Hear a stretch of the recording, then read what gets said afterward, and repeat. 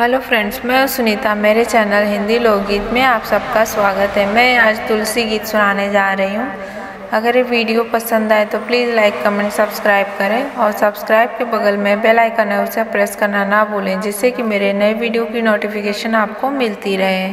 एक पेड़ तुलसी 76 गो पाता, एक पेड़ तुलसी 76 गो पाता, मत कर रे मनवा पराया प्रयासा, मत कर रे मनवा पराया प्रयासा, मत कर रे मनवा।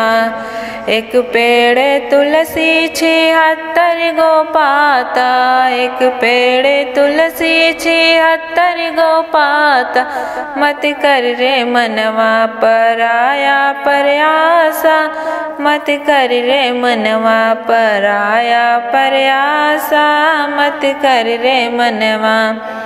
बड़ी रे जतनवा से बेटा के पलली, बड़ी रे जतनवा से बेटा के पलली, अली पतोहिया छोड़ा देहली नाता, मत कर रे मनवा पराया प्रयासा, मत कर रे मनवा पराया प्रयासा, मत कर रे मनवा।